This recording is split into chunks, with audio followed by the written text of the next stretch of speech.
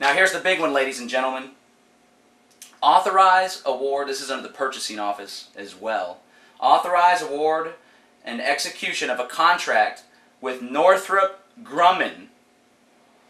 Northrop Grumman for the purchase of 2 robotic vehicles and ancillary components for the Austin Police Department in an amount not to exceed $256,953.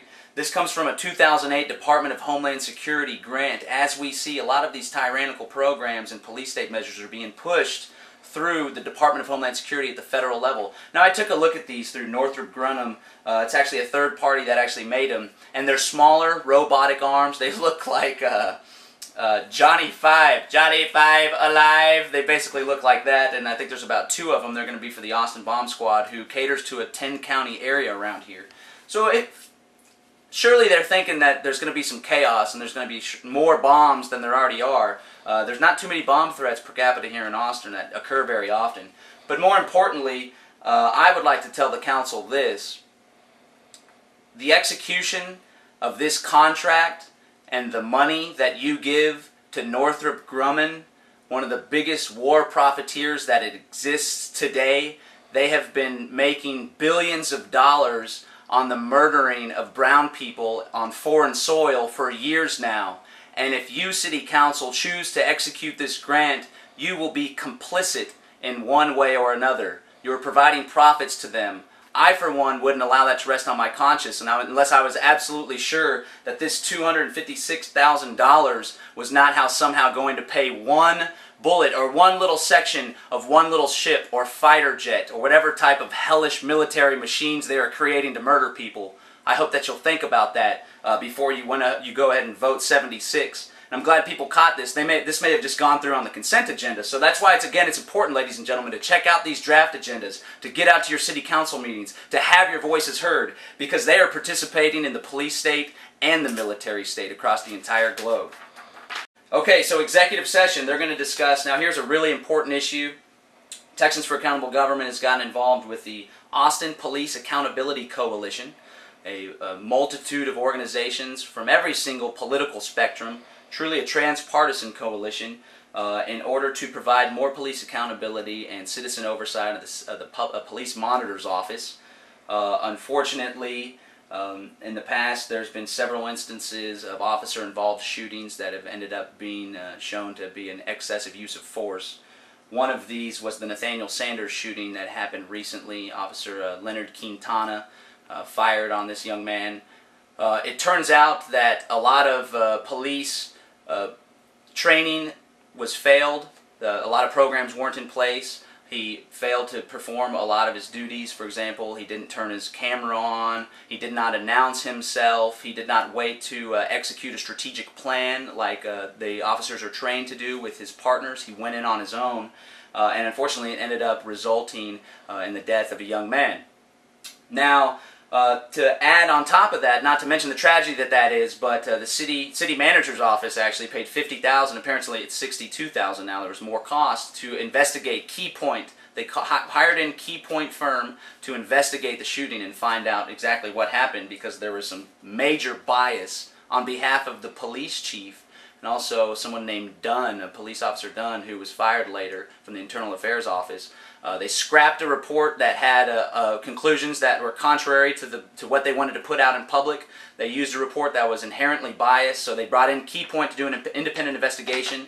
When the Keypoint investigation found the same conclusions that went against Austin Police Department's interests, they went ahead and covered that one up and kept it away from the public. The city manager's office was complicit in that it's the city manager's duty to ensure that his city attorney, David Smith, who later was fired as a scapegoat, he stepped down actually, it's the city manager's job to ensure that his employees are in line. And that falls on him.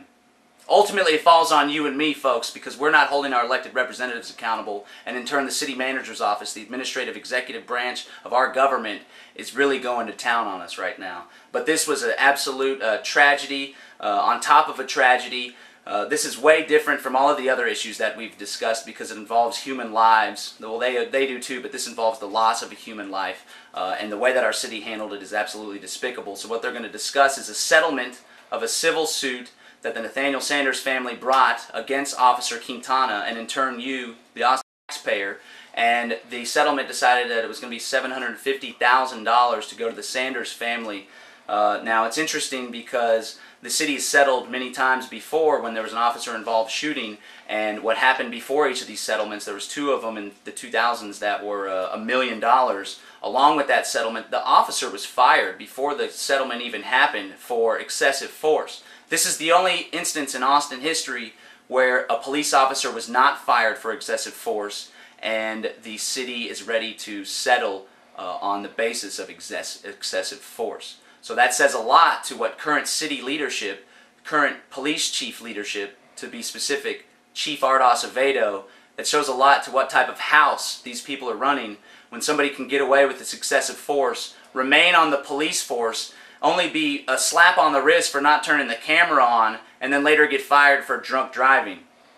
So the house is a mess, ladies and gentlemen, and it's up to me and you to get out there and to put this house back in line, because they are very, very negatively affecting us on multiple levels. So we want you to come out to City Hall and stand with us on this one.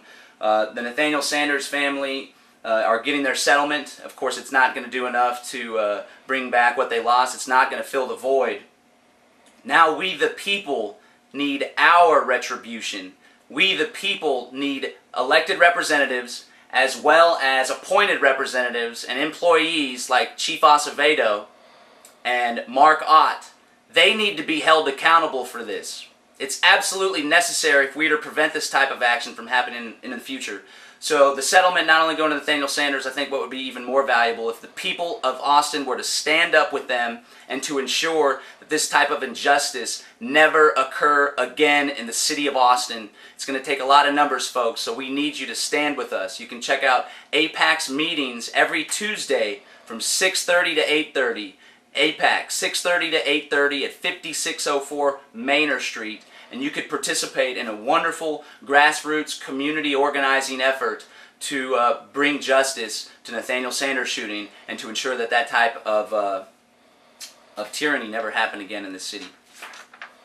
They're going to go into an executive session to decide whether or not they want to give that settlement. It's also interesting to note that Wayne Vincent, the head of the Austin Police Association, just sent out a letter to the mayor and the city council asking them to not settle because that would admit that there was excessive force, and because Police Chief Acevedo and apparently Wayne Vincent himself are not man enough to just own up to it. Just own up. You'll lose a little bit of face, but you'll gain a lot more in the long run with the community. So we hope that you'll just man up and settle, and then we'll figure it out. Then we need you to be held accountable. Moving on. I think there's a couple more items. It goes on. More purchasing, more spending. Austin Housing Finance Corporation Board of Directors meeting. It's also worth noting that the City Council, not only are they elected representative body, but they also serve as the Board of Directions on many corporations like the Austin, the Bergstrom Airport, as well as the Mueller Development Incorporation. So it's always interesting to note that the Board of Directors is still working alongside for the interests of the developers and not so much you. Live music, Danny Malone. Okay, I guess that's it. So there you have it, ladies and gentlemen. The draft agenda for the July 29th, 2010 City Council meeting.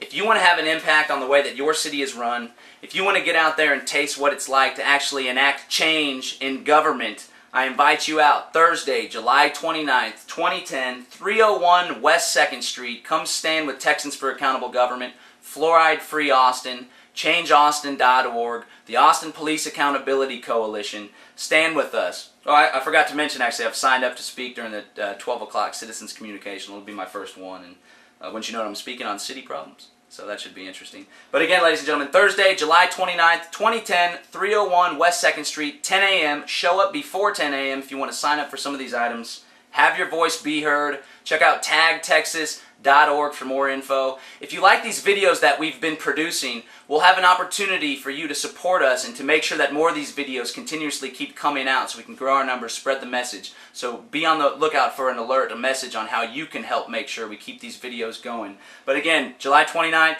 10 a.m., City Council, Texans for Accountable Government. Be heard.